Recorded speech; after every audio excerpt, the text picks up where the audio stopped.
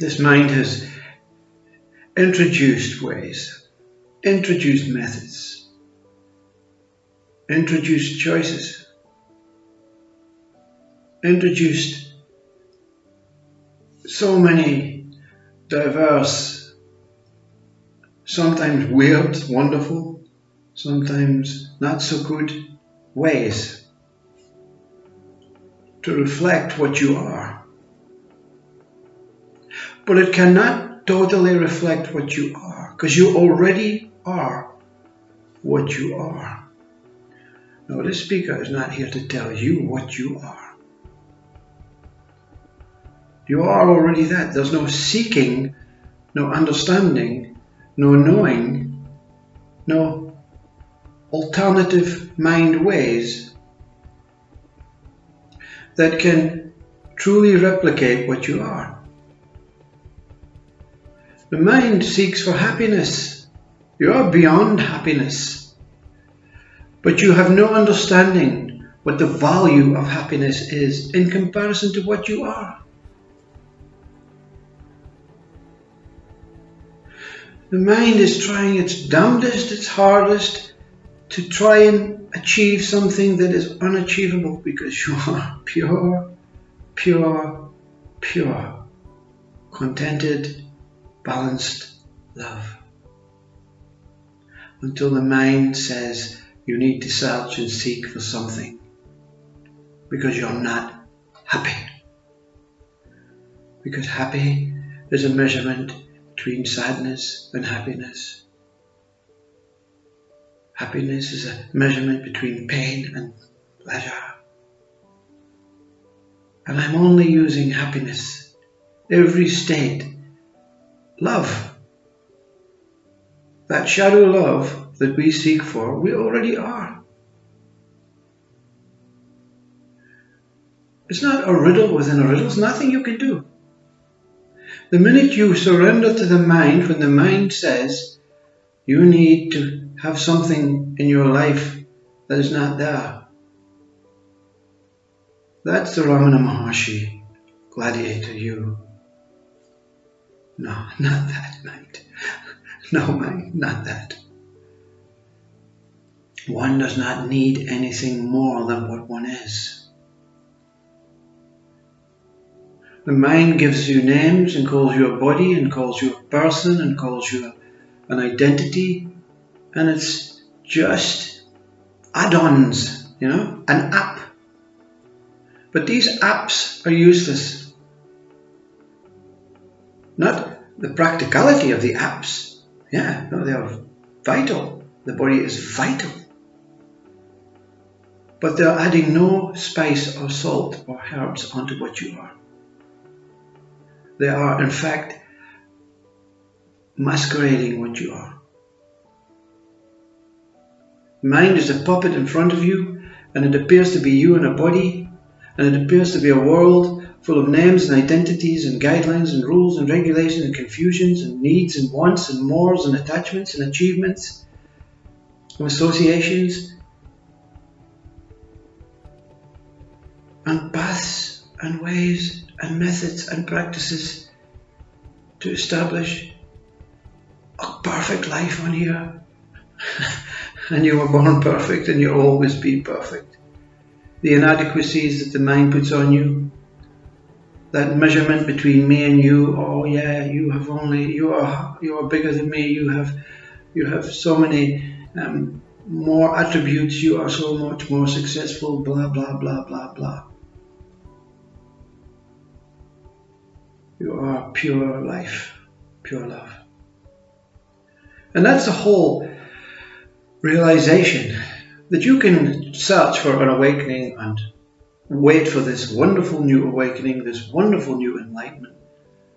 But it's not going to take place. It doesn't have to take place.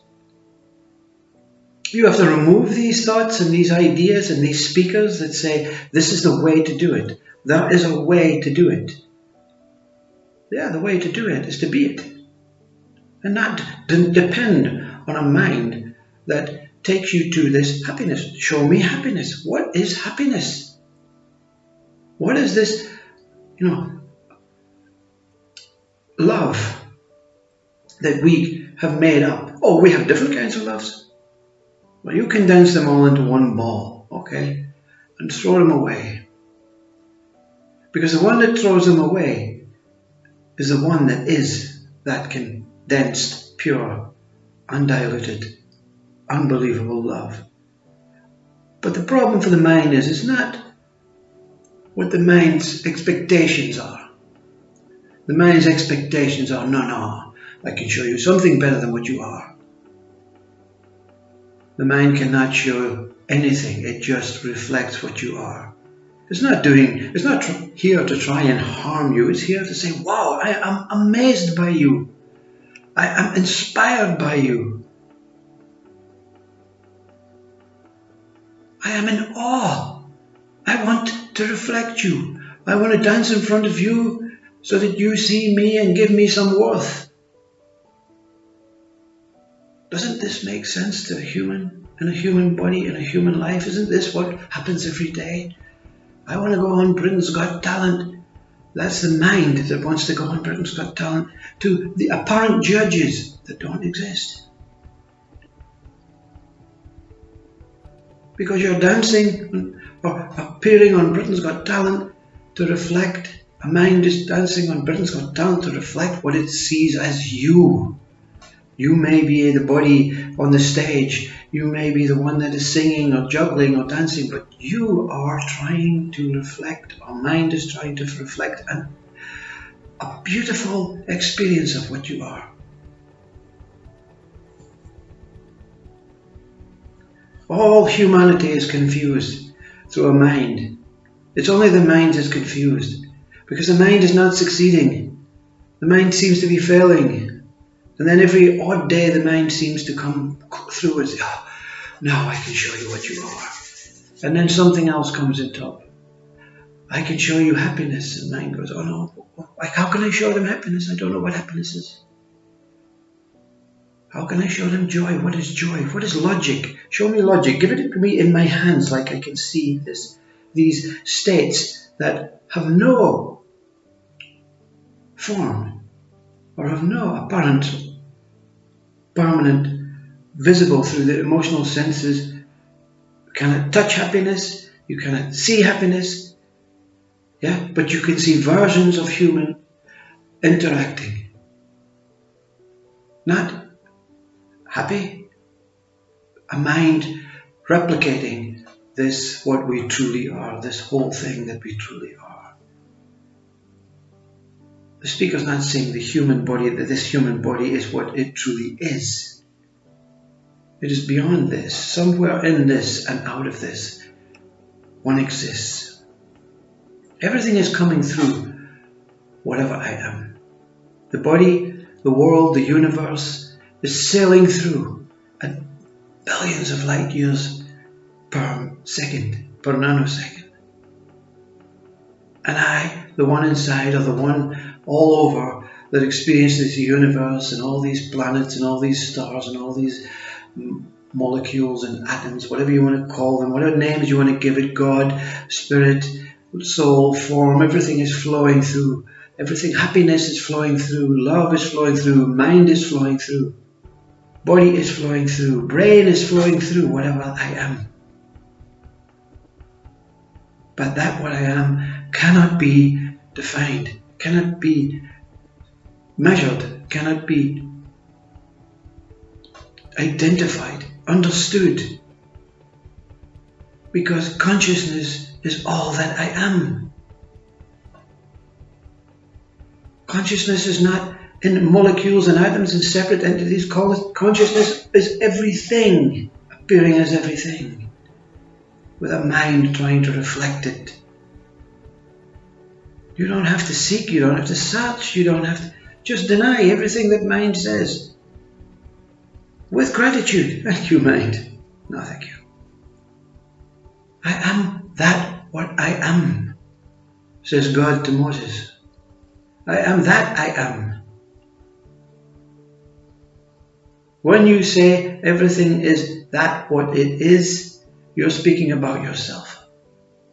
Everything is as it is, you're speaking about your true original self. What else can be here except this beauty, this spectacle of colours and arrangements and immense breath and freedom and liberation. These are words that describes what you are. This is mind describing what you are. Mind describes what you are in nature better than it describes what you are embodied.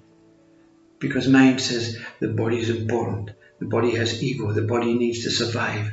So we're not concerned about nature.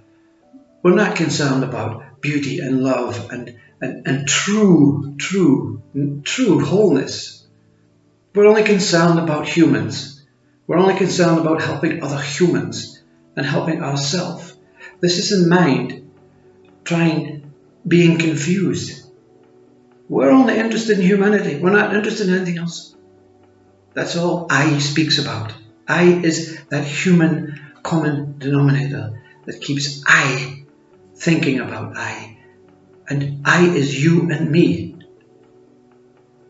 We're not witnessing this magical, mystical, miraculous place that we live. We don't have to give it a name. We don't have to give it colours or shapes. It is immense luxury to be in a body. To be here and witness this, that is a reflection of myself, that what I am.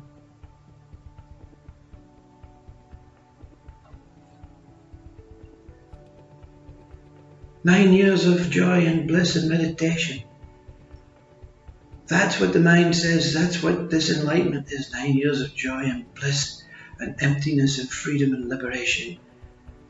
And then it goes. And there's just this presence that remains. Yes, I want to keep this presence.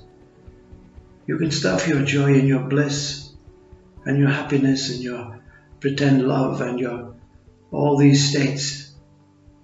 As Ramana Maharshi says, not any of them, not even body, not even birth, not even death can touch this presence, this awareness, this beingness that I am. Namaste Om.